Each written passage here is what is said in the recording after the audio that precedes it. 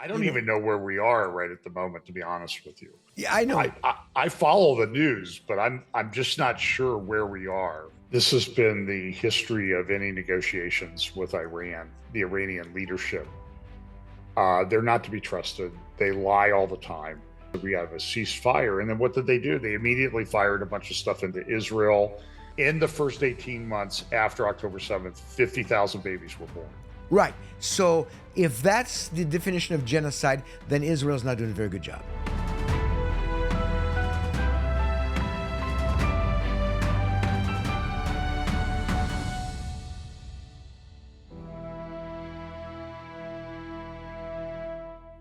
Shalom, everybody. Olivier here with Shalom in Messiah Ministries. You can find us at shalominmessiah.com.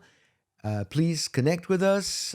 Follow us on Instagram, Telegram, X, Facebook, all those different social media platforms so you can stay in touch with what's going on. And of course, we have quite a few resources on our website at shalominmessiah.com where you can also go and support our ministry. And we thank you for doing that. So I'm bringing my guest back, one of my regulars, and we're going to, again, try to connect some dots today. So here he is, John Holler. Good afternoon, John. How are you doing? I'm doing great. So I got my taxes done. Good. Me too. I asked PM, but I wasn't sure whether I was supposed to write the check for what we owed to the U.S. Department of the Treasury or the nation of Somalia. All right. Well, I was talking to you right before we started the recording. I called you because I needed a little more time to finish my lunch. And so I asked you for a 45-minute extension. And what was your answer in there? I don't know. I think I said I have nothing better to do. So. No, you said that will give me time to figure out a few more things that Trump is doing. No, I'll be able to figure out the next 6 moves that Trump's going to make in the Middle East. That's right. So I don't even know where we are right at the moment, to be honest with you. Yeah, I know. I follow the news, but I'm just not sure where we are. But I do think there's some things we can talk about there that I think are important. Yeah, it's very it's very it's every day I get up in the morning and I start the news. You know, I have it in the background to see if there's anything happening that we need to watch. And I'm like you. They're talking now like the peace talks fell through, whatever they were talking about. And then now they're talking about maybe Pakistan is saying we're going to start another second peace talks gathering. I mean, to me, it looks like as we see what's happening right now, it looks like Iran is really getting what they want. They want to prolong and prolong and prolong. And the extension. It's like the proverbial child that, okay, time to go to bed. 5 more minutes. I'm thirsty. I need a Band-Aid. I need this. I need that. Just to extend to prolong the inevitable. And I don't think it's a good thing. This has been the history of any negotiations with Iran, the Iranian leadership. They're not to be trusted. They lie all the time. Even when you think you have a deal, you don't have a deal. So, I mean, we remember, seems like it was an eon ago, but it was like last week when Trump came out and said we have a ceasefire. And then what did they do? They immediately fired a bunch of stuff into Israel and the UAE and Saudi Arabia or wherever after they had said, we agree to a ceasefire. Which meant the ceasefire we'll cease firing when we want to, I guess. And the ceasefire is I think good until the 22nd of this month, but they're already talking right now about extending the ceasefire. But here's the thing: people need to understand this, and I think most people watching you and watching me do understand that as long as Hezbollah is shooting missiles and rockets at Israel, we're not done with Iran because Hezbollah is Iran. Yeah, and of course, everybody jumped all over Israel for continuing the fight with Hezbollah. in Lebanon. And listen, I mean, my Red Alert app is still going off because Hezbollah keeps firing rockets into All the Israel. time. I know. And I don't know what the policy should be. I don't know how to make it understandable. So now Israel has essentially evacuated everybody south of the Litani River. Now you've been up there, you know the area, and Around Litani River Metula, is anywhere from 10 miles to maybe just 2 miles from Metula. It's 2 miles from from Metula, Metula, less yeah. than 2 miles, I think. And it's not a river like in the sense that we think of a river like the Mississippi or Ohio River or something like that. It's just it's a creek. It's got a ravine, but that's all it is. And it's sort of an artificial barrier, but it's not. But so Israel's under extreme criticism now. They're committing a genocide because they've moved everybody out of that area, essentially made everybody abandon the area. And it may be 1 million people that have had to leave. And they're doing it because that's how they have to clear it out, because whatever the problem was in Gaza with the tunnels and that type of thing is equally the problem in Lebanon, particularly southern Lebanon. John, how is telling people to move out of the area being the same as committing a genocide? That does not even make sense.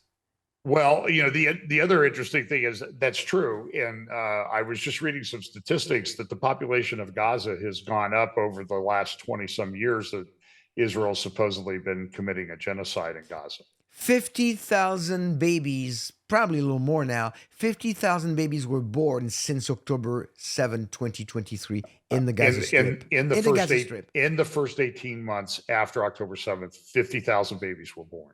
Right. So if that's the definition of genocide, then Israel's not doing a very good job. By the way, I posted that, and the comment that I got back was so vile about, wow, the Israeli soldiers are raping a lot of people in Gaza.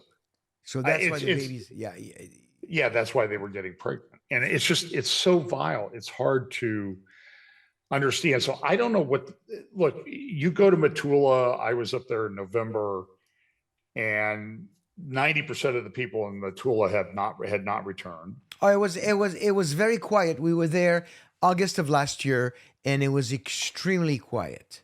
It was empty. It was hard to find people on the streets. Yeah. Yeah, 90% of them had not returned. Even in Kiryat Shimona, which is a few miles south, I think maybe only half the people had returned there. And I don't know. And the reason is because you can't live like that. You can't live under the threat of constant rocket fire and running to the bomb shelter. And if you stand there at Metula, there's a overlook there that you can go up that I was at, and you can see all the roofs that are damaged and being repaired in Metula. But people can't live like that. And so there were several 100,000 people that had evacuated the north of Israel because they're internal refugees. And no, were there any protests about that anywhere? That Jews had to leave their homes, or Druze and Christians and Arabs had to leave their homes up there, because you can't live like that. No. And I don't know what the answer is. I suggested, and I think it was a pretty good idea, that for the area that Israel has to evacuate for people to be safe, they ought to take 2 times that amount of area in Lebanon or Gaza or Syria. Create the buffer zone, make it a punishment. Like, it's 3 times the amount of area that we had to evacuate. We're going to take that much area in Lebanon, and we're just going to take control of it. But you would definitely give the enemy fuel to criticize Israel further, and then that would be like, oh, see, now they're occupying. Well, they're not putting their people in there. They're just saying, yeah, I guess they're always going to be considered an occupier, though. That's the thing. I mean, look, the all the peace plans that we talk about all these years, the two-state solution, and side by side living in peace and security with East Jerusalem as its capital, that sort of presupposes that West Jerusalem should be Jewish, right? Israeli. But they don't want that either. They don't want anybody there that's Jewish. That's just a fact. And so No. I don't know what the answer is. All I know is I do think they're doing a great job. I think there may be a major escalation coming in Lebanon unless they're going to force them into some kind of a ceasefire. And the problem with the ceasefire is during the ceasefire, Iran will rebuild itself. They'll reconstitute their services. They'll get things reorganized. And the same thing with Hezbollah. You've got to keep relentless, continuous pressure on them. So if I've been critical of the Trump administration in not doing that, in But agreeing to these ceasefires. but really, John, what I don't understand is that we keep hearing that Iran is destroyed. I mean, their military infrastructure, their navy is on the bottom of the sea. Their air force is completely destroyed. They have their missile inventory is almost nothing left, and they keep shooting and they keep doing things. And so, what do we get our intel from, or what are we not being told? Well, we don't really have people on the ground there that I know of. I know that Israel does have their intelligence network within Iran. I mean, Right. they've demonstrated that over the years, including that unbelievable operation where they took the entire nuclear archive from a warehouse and transported it to Israel. So, I mean, from a warehouse in Tehran and Right. never got caught. I mean, it's just one of the most amazing intelligence operations ever. But I don't know. I'm just saying is that the situation in Iran is very, very complex. It's a huge country. It's easily the size of Texas. And it has probably 4 times as many people. 90 million. 92 million people.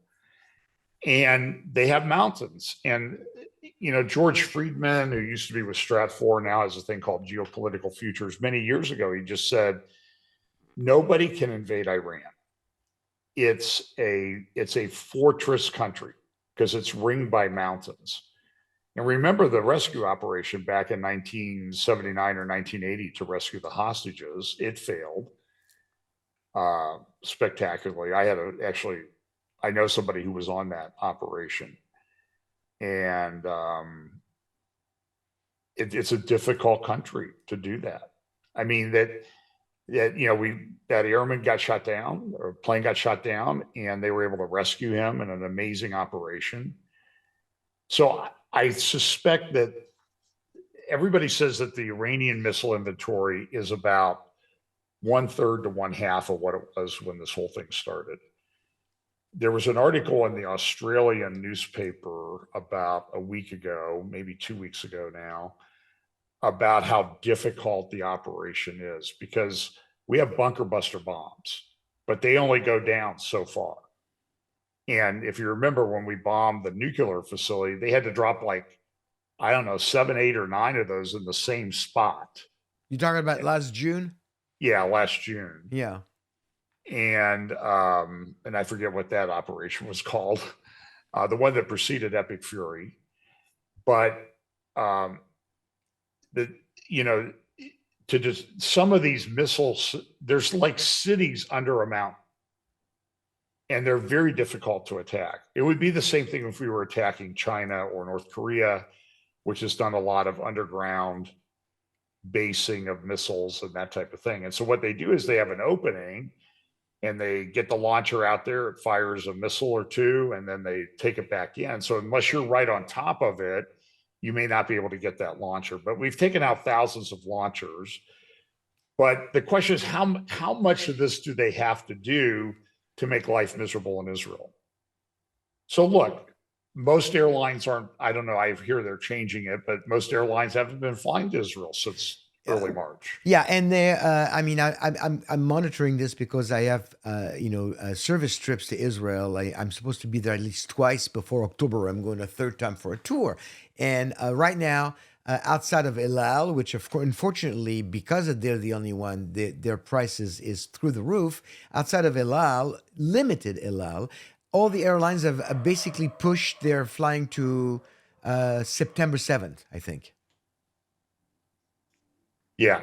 So there's nobody's going there. So it's yeah. I mean, I mean, I was supposed to go in September, October again. It's a code for a tour. So it's up in the air. We don't know. We don't know if it's gonna happen or not. what do you think? What do you think the blockade, the U.S. blockade of the Strait of Hormuz, is going to accomplish, if anything? Well, so let's just sort of broaden that out just a little bit to how's the war gone so far? It's not over. I everybody says you can't break a country, change a regime by an air campaign. And I usually would go along with that, but I'm just telling you is that I'm sort of seeing signs that the regime may be cracking and people may be going to rise up.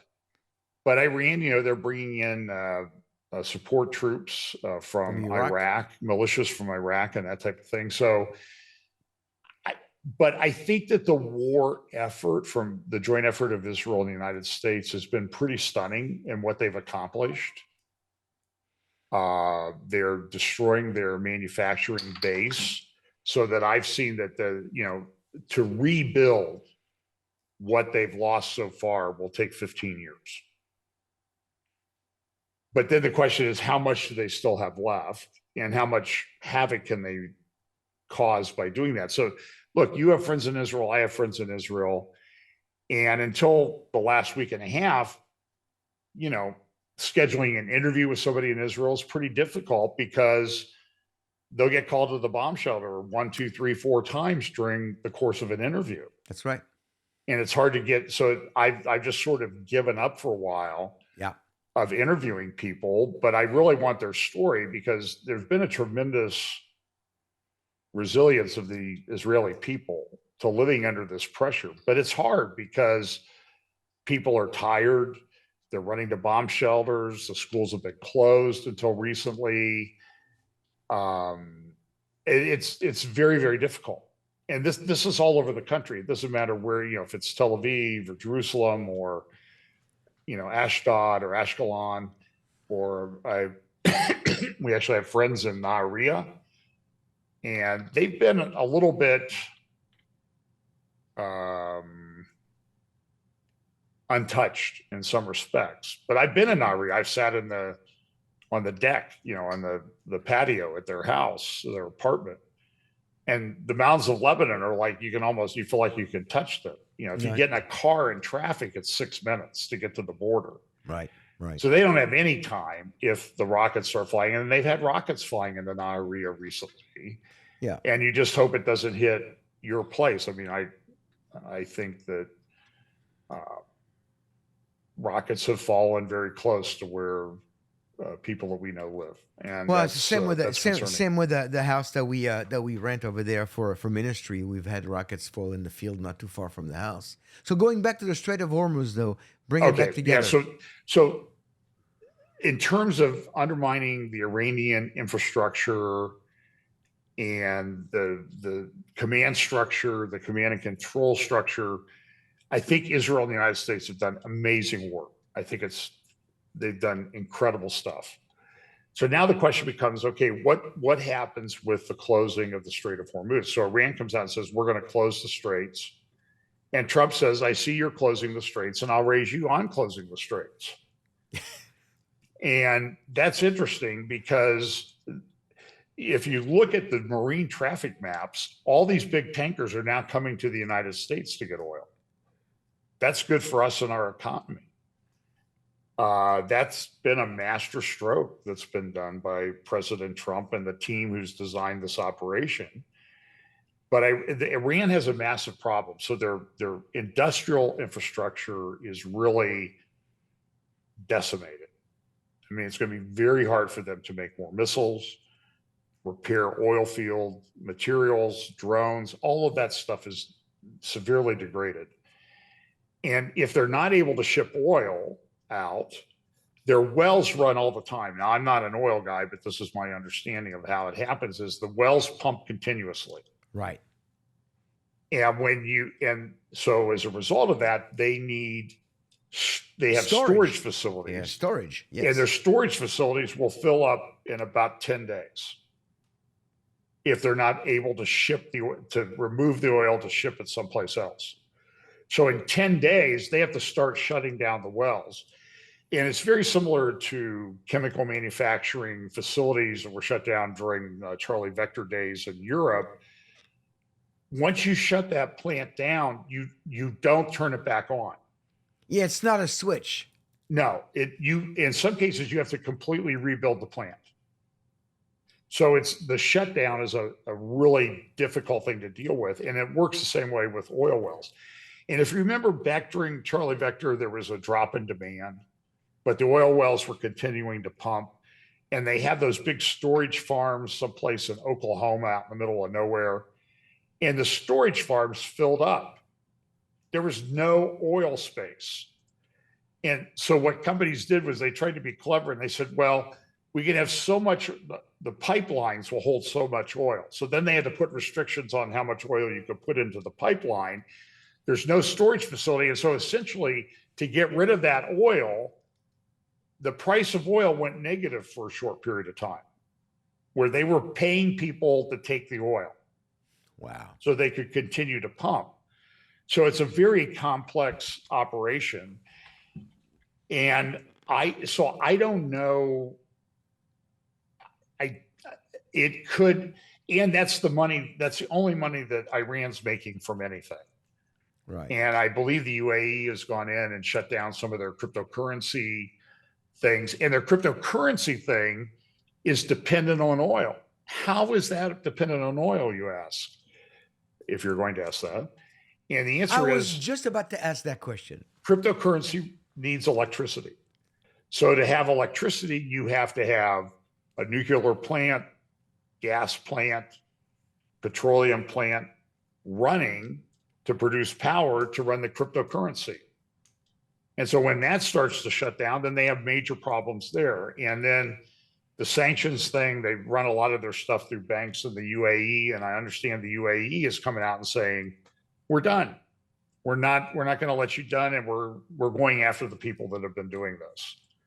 So everything is kind of unwinding for the regime. And so the regime will do stuff, but if they run out of money, they really run out of their ability to do stuff. And so the answer, or the kind of interesting thing to watch, is maybe they will be able to affect a regime change of some kind through the campaign that they've done thus far. Well, in which case it's a master stroke. And but that done. It doesn't look like it would take too long, though, from what you're saying. If they bore down on the straits and kept them shut for 3 weeks, and we can probably cover the shortfall in different areas of the world by increasing oil production and that type of thing, the world may not be as bad off. Although there are a lot of things that come out through the Straits of Hormuz that are also important to the world economy. Helium, which is used in the manufacture of chips, nitrogen, and some other things, urea, which are used in fertilizers. So that, I don't know that would have an impact this year in the Northern Hemisphere, because most people are already planning and have their fertilizer and that type of thing already bought and delivered. But for next year, it could have a big impact. But if they just shut this thing down for 3 weeks, why don't we just do that and see what happens? I mean, Tucker Carlson will be upset, but he's always upset anyway. So Yeah, no, that's that. I don't want to.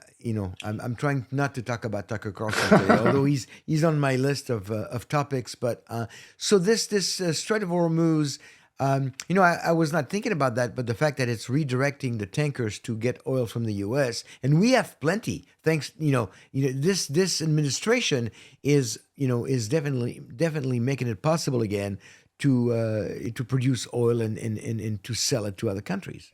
And the first Trump administration also got that ball rolling. Right, right. It was the middle one that stopped everything. Right. So the Hormuz blockade, we have to wait. Today is what, day 3?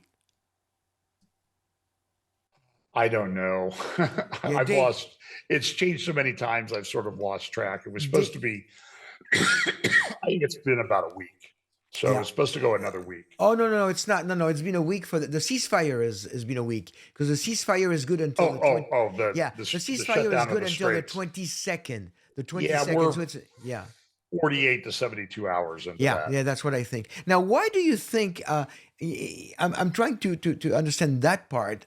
Another dot we're trying to connect here. Why do you think the EU is, this lack of commitment and this desire from Starmer and Macron to get together and then figure out how they can, counter this whole thing that Trump is doing from a European standpoint and being in disagreement, not supporting this campaign? What do they have to win from that, to gain from that? Well, this is a very difficult. I don't know what they hope to gain from that, except that it makes them feel better about hating Trump so much and the United States Well, and keep in Israel. mind that the UK and France are very, very heavily Muslim, and they might have a part to play in their decision to go that direction. I just saw an interview with Bill Federer, who you know, Uh-huh. who we both know and have done conferences with. And he was saying that by 2030, in some of these European countries, they're going to be Muslim majority. Yeah. Because by virtue of the birth rate already, I mean, we knew that 20 years ago in that book America Alone by Mark Stein was already saying that. Well, and then and that change is really starting to, I think, increase exponentially. So collapsing birth rates among native populations, Muslim immigration, Mm-hmm. and then France, or not France, Spain, who's been probably the worst one of all in terms of their relationship to Israel or um, the United States interest and that type of thing. Right. And by the way, Spain should know better. Spain was completely controlled for hundreds of years by Muslims. 600 years. I would say from 700 something, certainly by 700 AD, maybe a little bit after they were controlled by the Umayyad dynasty.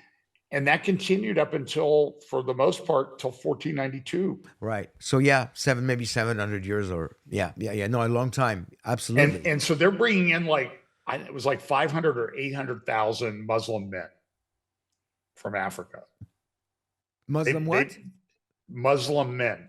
Oh, men. Yeah. They've authorized that immigration already, For and what? it will be follow on immigration. Their families will come too, so that's going to even upset the demographic balance even more. And this is kind of an interesting thing with Bible prophecy because a lot of people talk about the revived Roman Empire, and I'm not sure that that's the way it's going to work out. But let's just, that's one of my little buckets that I put things in when I see things that support it.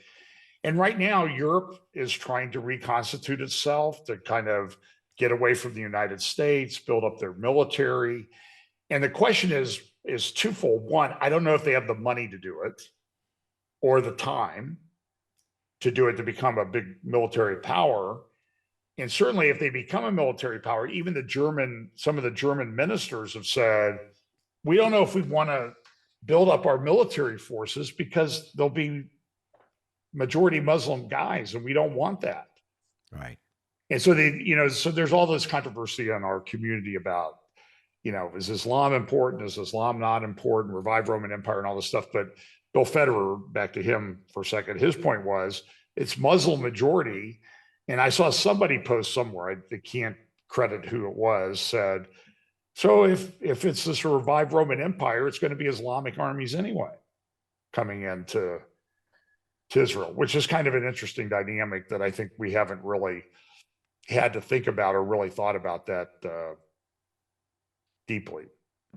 That is definitely something to keep an eye on. I mean, I'm one who adheres to the idea that the Antichrist will come from the revived Roman Empire, but you are also there's a true statement that the Muslim invasion of Europe, which is nobody can deny that, is changing the demographics rapidly, and it's been doing that for well, stealth jihad as they called it for the last 50 plus years, but now it's really exponentially growing to a point where they really can't control in mostly in UK and France as I'm watching. So it's something to watch to see if it's going to play a part. But I wouldn't be surprised if the Muslim invasion is plays a part in the end times. I don't know how though. I mean, I'm still waiting. Well, we'll just sort of have to watch it unfold as much as we can. I mean, some of us may not be around here that long anyway, just from an age standpoint at some point. But the and so and it's creating, and so all of this is creating this dynamic in Europe, where Europe wants to break away from the United States and show that they're a military power and everything. But I had Mark Sutherland at church on Sunday, and we were talking about the UK, and the UK could barely get one ship to the Middle East, to Cyprus. And this used to be Britannia. Remember, Hail Britannia, Britannia rules the waves. They would have trouble controlling Scotland in a battle right now. You know what I mean? Their military is decimated. France is kind of okay. They have an aircraft carrier. I think the UK has an aircraft carrier. But, Germany has been resisting bringing its army up to speed. And Italy now, there's kind of a rift between Giorgia Meloni and Donald Trump. But she's got a huge demographic problem in her country as well from Muslim immigration. And she's tried to turn it back, but the courts won't let her. So she's fighting it on a couple of different levels. We had a big election. Viktor Orban, after I think 16 years, is out in Hungary.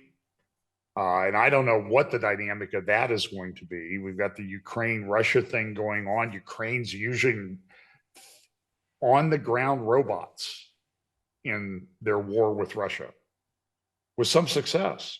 Mm-hmm. Nobody thought that Russia would be having such a hard time invading Ukraine.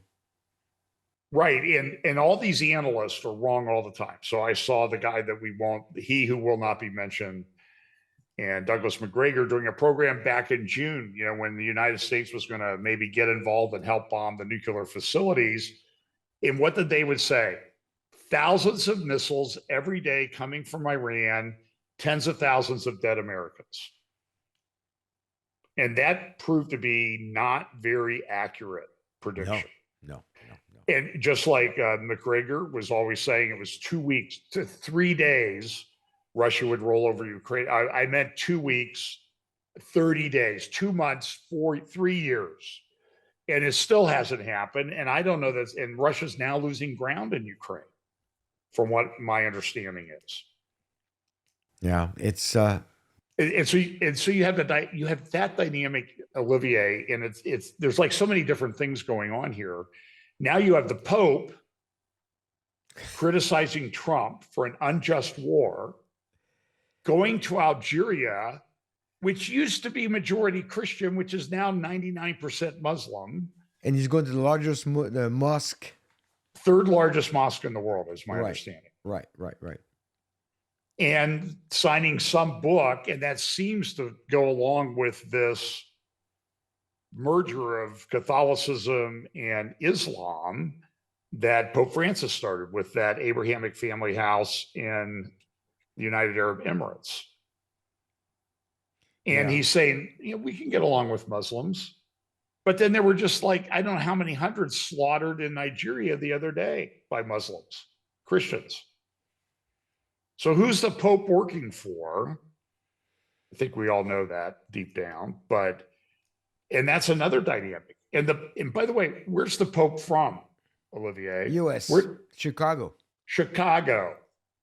Guess what? Just before he criticized Trump the other day, he had a meeting at the Vatican. Are you aware of this? He had a meeting with David Axelrod. No. Who's David Axelrod? He was the chief of staff for Barack Obama, the US president, who is building his library in Chicago. And then on 60 Minutes the other night, there were three, I don't know if they call it bishops, I don't know what an archbishop is. Is it like, anyway, I guess it's like a really strong bishop or something. Right. They're on 60 Minutes criticizing Trump, all from Chicago. And it's all connected. So, and then in the meantime, and this is something we got to touch on real quickly, it's creating a different dynamic in the Middle East. So there was a front page Israel Hayom the other day from an Israeli minister, wasn't identified, saying all of these Arab countries are now ready, Sunni Arab Gulf countries are ready to come into the Abraham Accords, including Lebanon. Without That was the Hezbollah. big article. Without Hezbollah. That's right.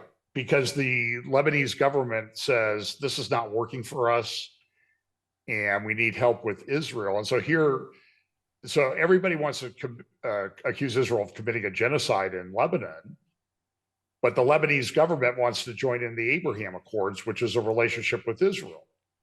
That would not make sense to me if they were truly committing genocide. We know they're not, though. Right. And then one more thing that we could go on and on about this, but the trade routes are changing.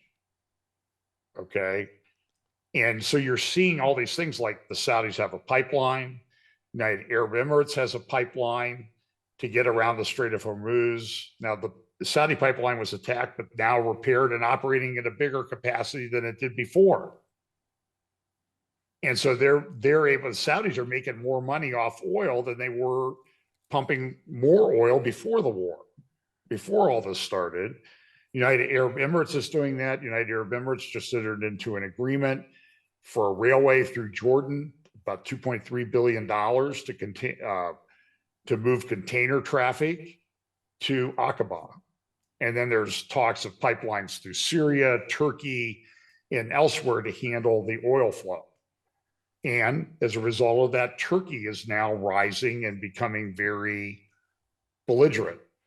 So okay, I was going to ask you about, because I can't have a podcast with me, right? John without saying the T word. So you just said the T word, Turkey. So what's up with that? What's the latest on Turkey then?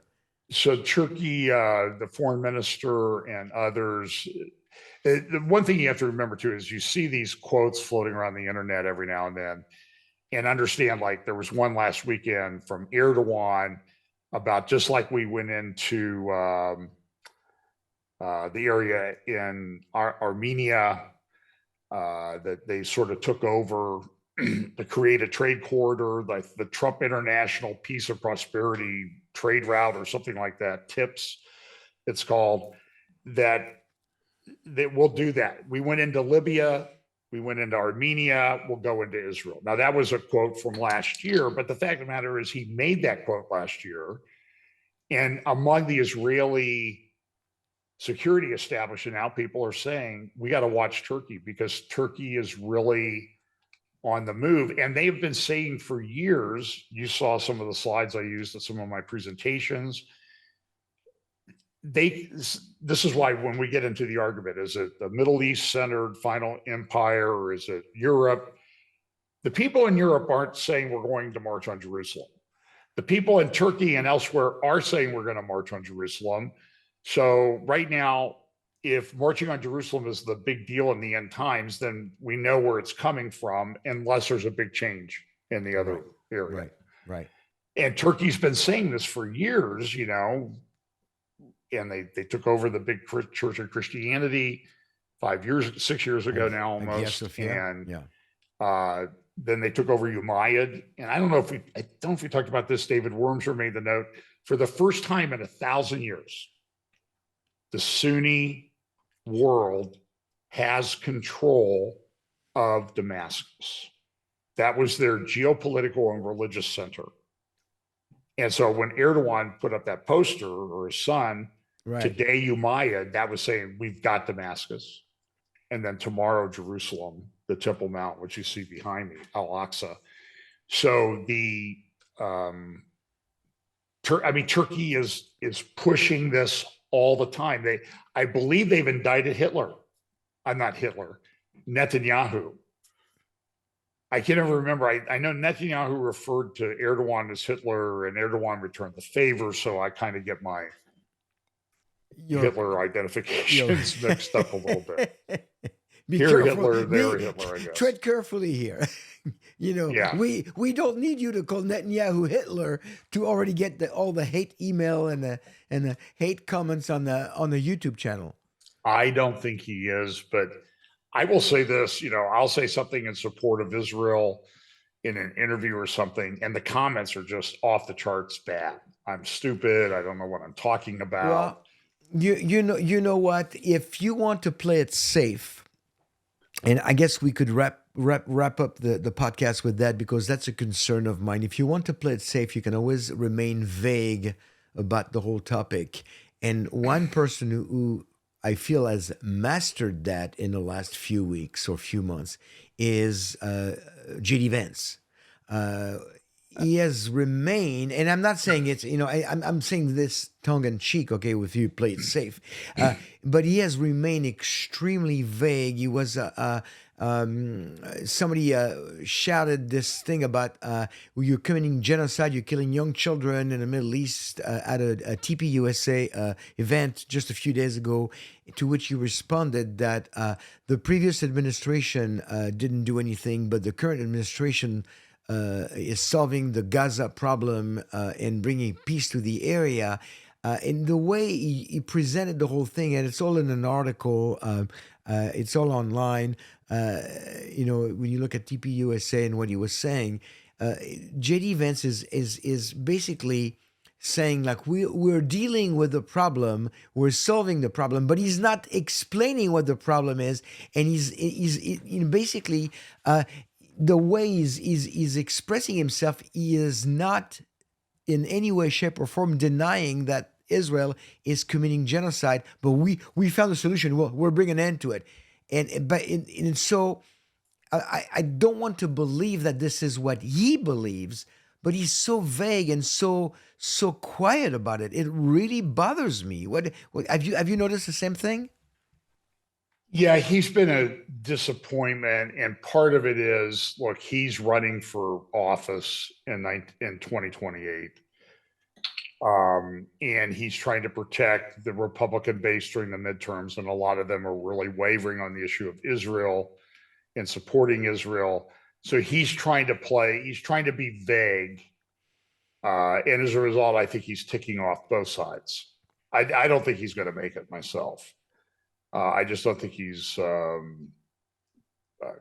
clear enough, or he's just lacking clarity on the issue. Yeah, and part of that is to appeal to the Steve Bannons and I don't know how to describe it other than the pre-Vatican II Catholics that populate the right wing in America, the supposed called Christian right wing, right, that hate Israel.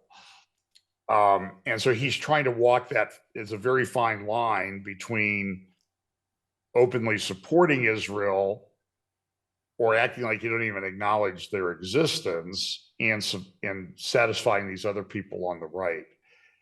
And I don't know that coalition can be held together. I mean, that this is it's been one of the most amazing things I think I've ever seen. I never expected to see it in my lifetime. I always knew that this was coming. It just was hard to me growing up in America that I grew up in, that it would end up like this. What was coming? This overt Jew hatred. Oh yeah, no, it's the same with me, and you and I have said that many times. I've been. I've been an advocate and a voice against anti-Semitism for 26 years now. That's a long time, and I've only been a believer for 43. So, more than half of my time as a believer, I've been advocating against anti-Semitism and trying to equip people to fight it. And you knew it was coming. I knew it was coming because we read our Bible. We know that it's the truth. It's the Word of God. It says, like going back to, Zechariah 12:3, when the whole world goes against Jerusalem. We know it's coming. I didn't think I was going to live through it. And we haven't seen the worst of it yet. We have to keep fighting. We have to keep exposing the lies. We have to keep opposing the hatred. But I've been saying this now for a few months. We have to expose. We have to oppose. But only when Jesus returns will he depose. We're not going to have a victory against anti-Semitism until Jesus brings an end to it. But that doesn't mean we have to be quiet. That doesn't mean we have to agree. That doesn't mean we have to be vague like JD Vance is right now. We have to be vocal. We have to be bold, and we have to come alongside the Jewish community to let them know that they might be few and far in between. There are still Christians who care about Israel. Yeah, and it's becoming an increasingly smaller group. You see it. I see it. John, yes. I mean, you're one of them. I'm one of them. There's a few in our circles, but even within our circles, you and I would agree that if we're to look at the list of prophecy teachers in the last, I'm going to be generous, in the last 10 years, it's been decreasing even within our circles of people who support Israel and who have a clear understanding of God's program for Israel and go alongside that program. It's even within our circles, it's dwindling down. Yeah, I agree. So that's It's scary. At the same time, we know the end of the story.